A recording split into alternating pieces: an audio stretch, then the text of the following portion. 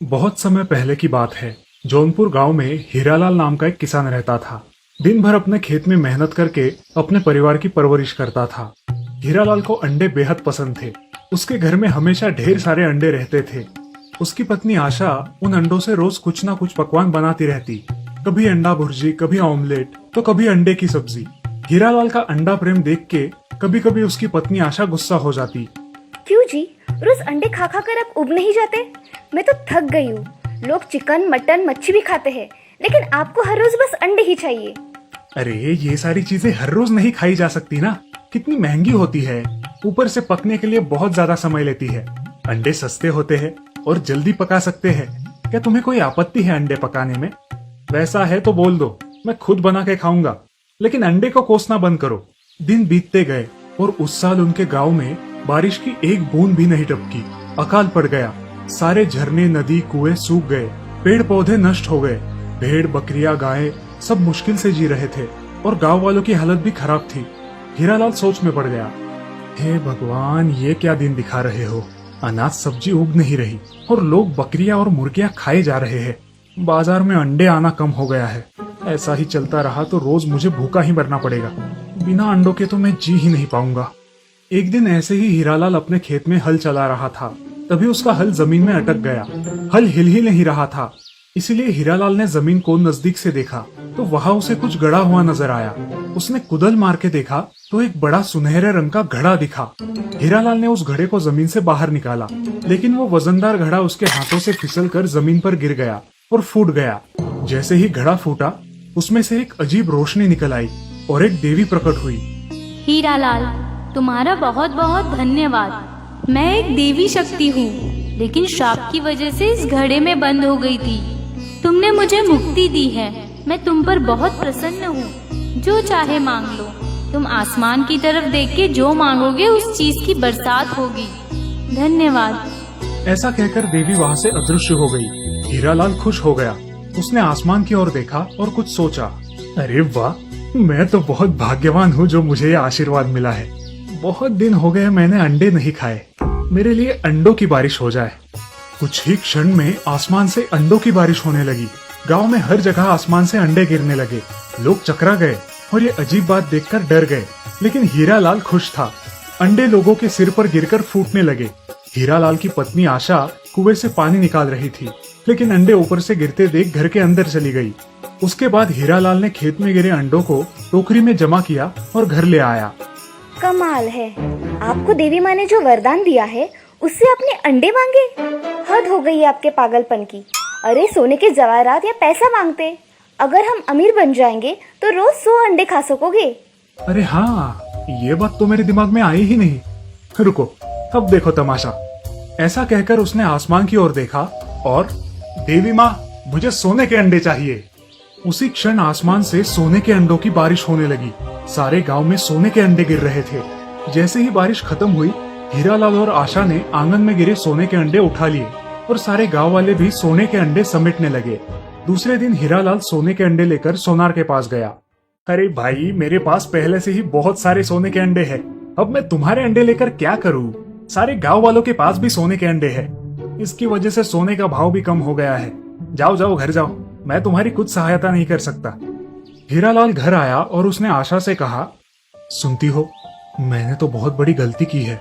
देवी के वरदान का मैंने अपने स्वार्थ के लिए उपयोग किया। हमारे गांव में अकाल पड़ा है।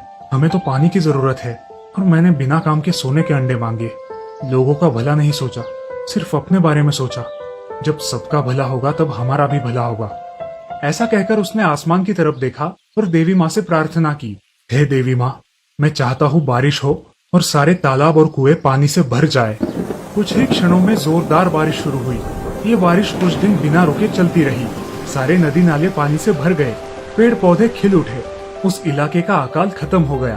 खेत लहराने लगे, फसल उगी और सारा गांव खुशहाल हुआ। तो देखा दोस्तों, अगर हमारी सोच अच्छी हो, सबके भलाई की हो, तो हमारा भी भला होता है। स्वार्थ से सुख नहीं पाया जा सकता।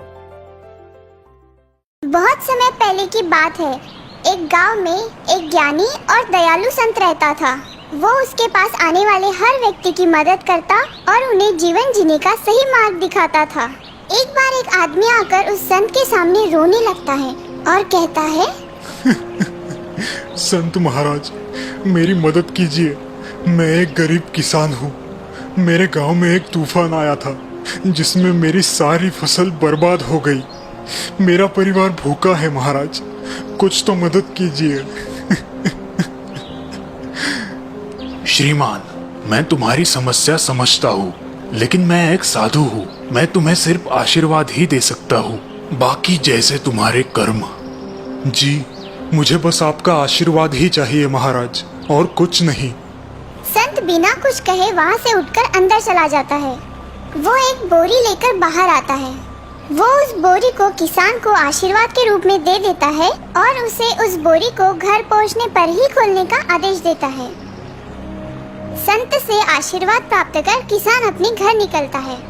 अपने घर पहुंचकर वो बोरी खोलता है और चौंक जाता है। किसान संत का अंदेशा समझ जाता है। उस दिन के बाद उसकी जिंदगी बदल जाती है। किसान गांव का सबसे धनवान आदमी बन जाता है।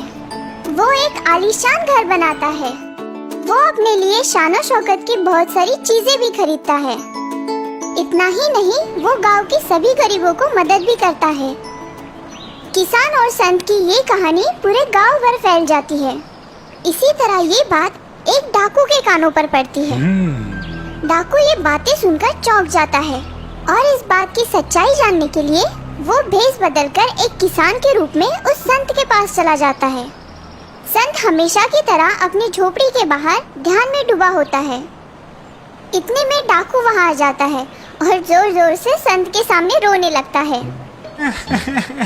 मेरी मदद करो साधु महाराज, मेरी मदद करो। मेरा सारा धन तूफान में चला गया, मैं बर्बाद हो गया। मेरी मदद करो। धन तो आता है और जाता है, उसमें मैं क्या कर सकता हूँ? तुम किसी धनवान के पास जाओ, मेरे पास तुम्हें देने के लिए कुछ नहीं है। नहीं नहीं महान संत जी, मुझे आपकी ही मदद चाहिए। कृपया मुझे भी उस किसान जैसे धनवान बना दीजिए। किसान के जैसे? हाँ हाँ, मैं भी आलीशान घर बनाऊंगा। संत डाकू के इरादे समझ लेता है और उसे सबक सिखाने की सोचता है। डाकू संत का राज जानने के लिए खिड़की से झांकने लगता है। वो देखता है कि संत अपना सिर एक पत्थर पे पटक रहा है। ये देख वो डाकू सोच में पड़ जाता है।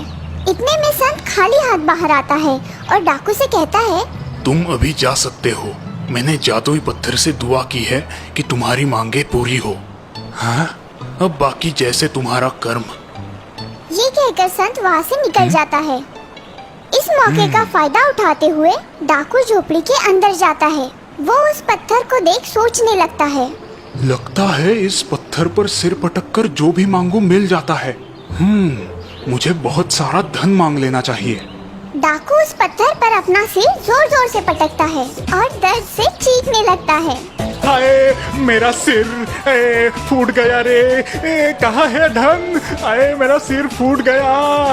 इतने में संत वहाँ पर आता है और डाकू की मूर्खता पर हंसने लगता है। मूर्ख, जादू इस पत्थर में नहीं, उस किसान की मेहनत में थी।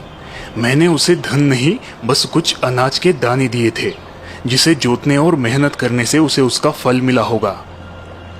डाकू को उसकी गलती का एहसास होता है और वो शर्मिंदा होकर वहाँ से निकल जाता है।